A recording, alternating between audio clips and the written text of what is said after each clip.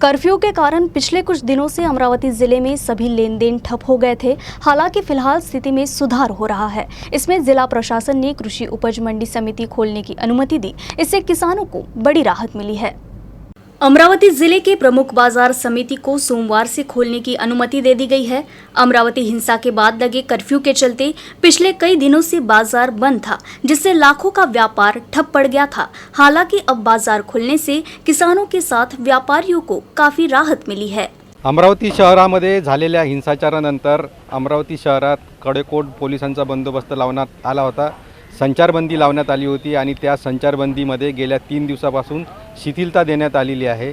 यासोबतच अमरावती कृषी उत्पन्न बाजार समिती जी होती ती सुद्धा बंद होती आणि त्या समितीला आजपासून उघडण्यास जिल्हा प्रशासनाने परवानगी दिलेली आहे। आपण सध्या अमरावतीच्या जिल्हा कृषी उत्पन्न बाजार समितीमध्ये आहोत आणि तुम्ही पाहू शकता की आज सकाळपासून बाजार समिती उघडल्यानंतर शेतकऱ्यांनी जो आहे आपला माल विकण्यासाठी या ठिकाणी आणलेला आहे। अमरावती कृषी उत्पन्न बाजार समिती ही संचारबंदीच्या काळात पूर्णपणे बंद होती, त्यामुळे या बाजार समितीतले जे लाखो रुपयाचे व्यवहार आहे ते पूर्णपणे ठप्प पडले होते। शेतकरी माल विकायला आणू न शकल्यामुळे शेतकऱ्यांची अवस्था दयनीय झाली होती आणि आज या परिस्थितीला आज या जिल्हा बाजार कृषी उत्पन्न बाजार समितीला उघडण्याची जिल्हा प्रशासनाने परवानगी दिलेली आहे। त्यामुळे सकाळपासूनच बाजार समितीमध्ये मोठ्या प्रमाणात वर्दळ पाहायला मिळत आहे। जिल्ह्यातले जे शेतकरी आहे ते या ठिकाणी आपापला माल आता विकण्यासाठी आणण्याला सुरुवात झालेली आहे। अमरावती जिल्ह्याचा जर विचार केला तर अमरावती जिल्ह्यात गेल्या 8 दिवसापासून कुठलीही अनुचित घटना घडलेली नाही। त्यामुळे संचारबंदी ही दिवसाची पूर्णपणे शिथिल करण्यात आलेली आहे आणि केवळ रात्रीची संचारबंदी सध्या अमरावती शहरात लागू आहे। व्हिडिओ जर्नलिस्ट अमोल देशमुखचा अरुण जोशी, UCN न्यूज़ अमरावती। अमरावती जिला परिषद ने मुख्य कार्यकारी अधिकारी अविशांत पांडा ने अधिकारियों और कर्मचारियों पर शिकंजा कसना शुरू कर दिया है, जिसके तहत पांडा ने सभी विभागों में एक ही स्थान पर पदस्थापित कर्मचारियों की समस्त जानकारी 26 नवंबर तक मांगी गई है। ये रिपोर्ट मिलते ही संबंधित कर्मचारियों का तत्काल तबादला करने की चेतावनी पांडा ने दी है। जिला परिषद के मुख्य कार्यकारी अधिकारी के नए आदेश के अनुसार अब जिला परिषद कार्यालय एवं पंचायत समिति कार्यालय में कार्यरत कर्मचारी अधिकतम 3 वर्ष तक एक ही टेबल पर और एक ही विभाग में अधिकतम 5 वर्षों तक कार्य कर सकेंगे। इस संबंध में जिला परिषद के सभी विभाग के अध्यक्षों और समूह विकास अधिकारियों को अपने कार्य क्षेत्र में बदलाव करने के आदेश दिए गए हैं। साथ ही आदेश में कहा गया है कि 26 नवंबर तक ऑफिस टेबल बदलने की रिपोर्ट जिला परिषद में देनी पड़ेगी। विभाग ने कहा कि 26 नवंबर तक रिपोर्ट नहीं देने वाले विभागाध्यक्षों और समूह विकास अधिकारियों के खिलाफ कार्रवाई की जाएगी। यह निर्णय कर्मचारियों के हित में है और जिला परिषद कर्मचारी संघ द्वारा इसका स्वागत किया गया है। शासन निर्णय 15 मे 14 नुसार एका टेबलवर 3 वर्ष काम करणे व एका विभागात 5 वर्ष काम करणाऱ्या कर्मचाऱ्यांच्या कार्यालय टेबल बदल व विभाग बदल हे शासनाचे धोरण आहे। या मागचा उद्देश असा आहे की त्या कर्मचाऱ्याला सर्व टेबलचे ज्ञान व्हायला पाहिजे व सर्व विभागाचे ज्ञान व्हायला पाहिजे, जेणेकरून त्याची कनिष्ठ प्रशासन अधिकारी व सहाय्यक प्रशासन अधिकारी या पदावर जर पदोन्नती झाल्यास त्याला आपल्या कनिष्ठ सहाय्यक व वरिष्ठ सहाय्यक या पदावर कार्यरत असलेल्या कर्मचाऱ्यांना ते योग्य ज्ञान देऊ शकेल जर तो सर्व विभागात त्यांनी काम केलं व त्याला हा गव्हर्नमेंटचा उद्देश व एकाच टेबलवर काम करून जे म्हणजे डुप्लिकेशन व गव्हर्नमेंटमध्ये व फ्रॉड जे केलेले आहे हे दबून न राहता व त्याच्यावर कोणतं प्रेशर न येता त्याला मुक्त वातावरणात त्याला काम करता यावं यासाठी हा शासनाने निर्णय केलेला आहे व त्याच्यात ज्या भावना निर्माण झाली आहे की मी ठराविकच काम करू शकतो ही भावना त्याच्यामधली दूर होईल व जनतेला जास्तीत जास्त चांगला कामाचा तो मोबदला देऊ शकेल। अमरावती जिले में पिछले 2-3 दिनों से बादल छाए हुए हैं, जिससे किसानों की चिंता बढ़ गई है। जिले में बारिश के आसार से अरहर, चना, कपास, प्याज और सब्जियों पर सबसे ज़्यादा असर पड़ने की संभावना है। इस साल खरीफ सीजन में बारिश देर से शुरू होने के कारण बुवाई में देरी हुई। हालांकि अब बेमौसम बारिश ने किसानों की चिंता में इजाफा किया है। जिले में पिछले 2-3 दिनों से छाए बादल ने किसानों की चिंता बढ़ा दी है। जिले में हुई झमाझम बारिश से किसानों को नुकसान होने की आशंका जताई जा रही है। इस बारिश में तुअर को सबसे ज्यादा नुकसान हो रहा है और साथ ही फूलों की खेती को भी भारी नुकसान हुआ है। बादल छाए रहने से चने की फसल पर भी असर पड़ा है। इस बीच कृषि विभाग का अनुमान है कि इस साल रबी की बुआई करीब 25,000 हेक्टेयर बढ़ जाएगी, जिसमें सबसे ज्यादा चना लगने का अनुमान है। पिछले साल जिले में करीब 1,35,000 हेक्टेयर था और जो इस साल बढ़कर 1,60,000 होने का अनुमान है। यात्रा के दौरान एक नैनो कार में अचानक आग लग गई। देखते ही देखते आग ने कार को अपनी चपेट में ले लिया। गनीमत रही कि कार चालक समय पर निकल गया और बड़ा हादसा होने से टल गया। घटना अमरावती जिले के दरियापुर अंजनगांव सुरजी मार्ग पर हुई।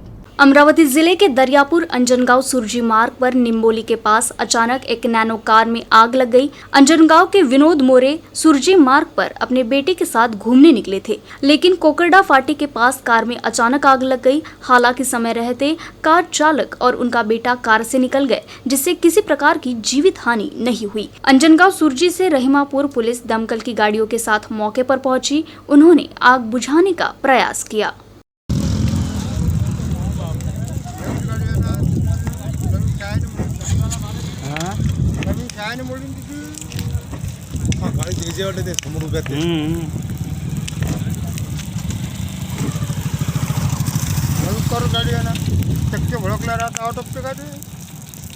चांदूर रेलवे तहसील में जलका जगताप और अशोकनगर के बीच डामर सड़क का काम बहुत खराब गुणवत्ता होने का आरोप नागरिकों ने लगाया है। इस संदर्भ में स्थानीय नागरिकों ने कई बार अधिकारियों से शिकायत की, बावजूद इसके सड़क का काम अधर में लटका हुआ है।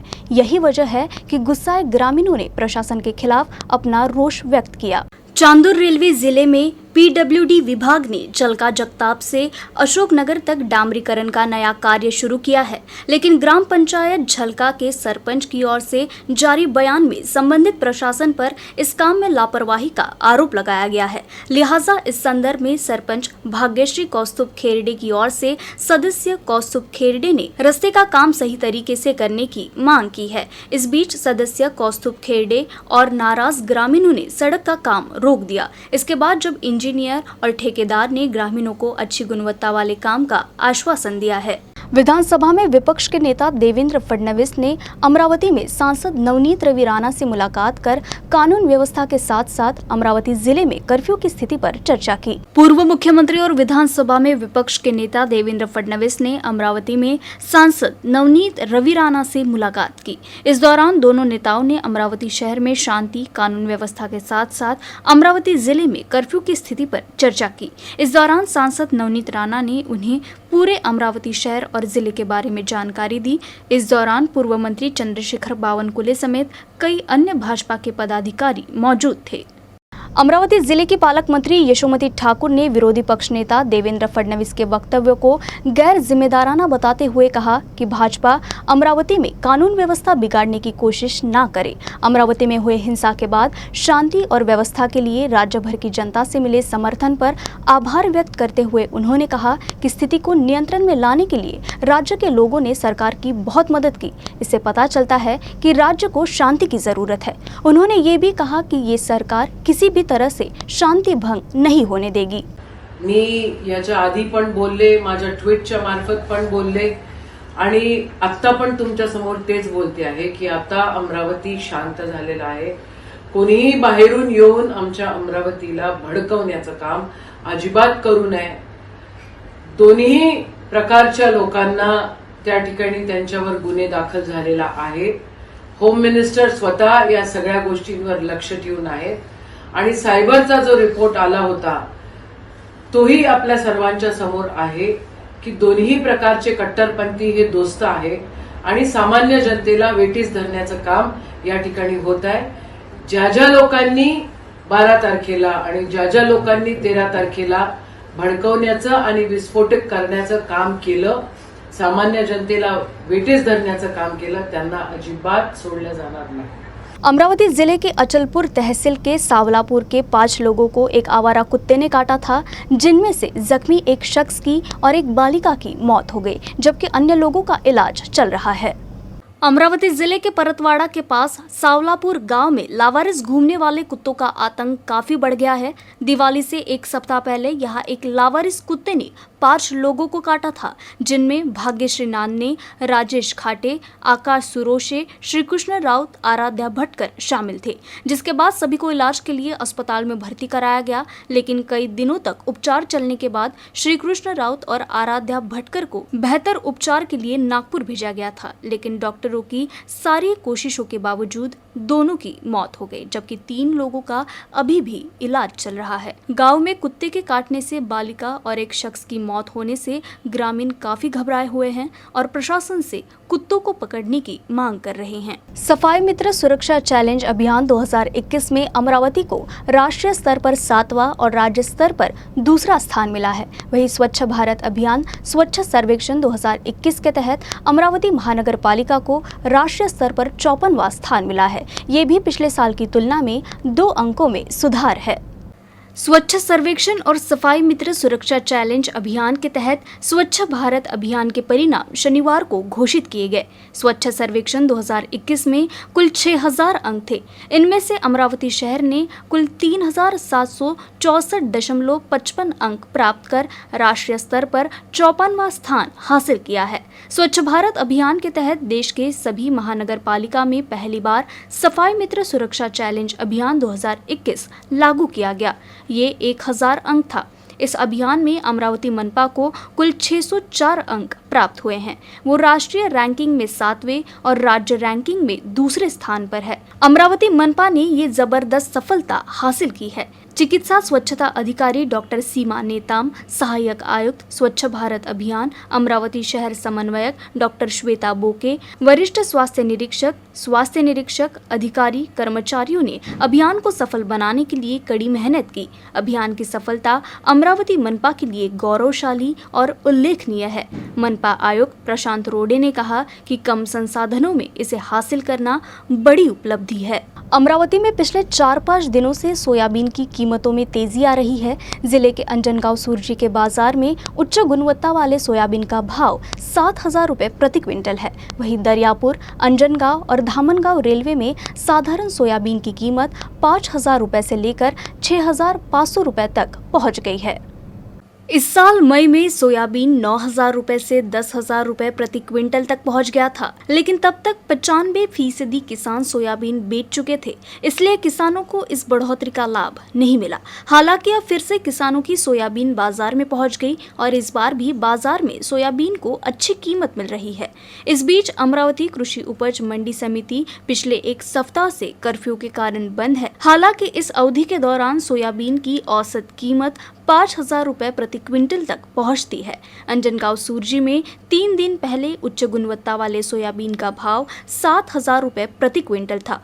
दरियापुर बाजार समिति में सोयाबीन की गुणवत्ता 9000 रुपये प्रति क्विंटल है। इस बीच अमरावती मार्केट कमेटी सोमवार से फिर से शुरू हो रहा है, इसलिए अमरावती में सोयाबीन की कीमत अहम होगी, क्योंकि दिवाली से पहले बाजार में सोयाबीन के भाव 4.5 से 5000 ही थे। अब जब बाजार में सोयाबीन बेचने की प्रक्रिया शुरू होगी तो कीमतों में बढ़ोतरी से किसानों को अच्छी आमदनी की उम्मीद है। यूसीएन न्यूज़ के अमरावती बुलेटिन में फिलहाल के लिए बस इतना ही। खबरों से जुड़े रहने के लिए देखते रहिए यूसीएन न्यूज़।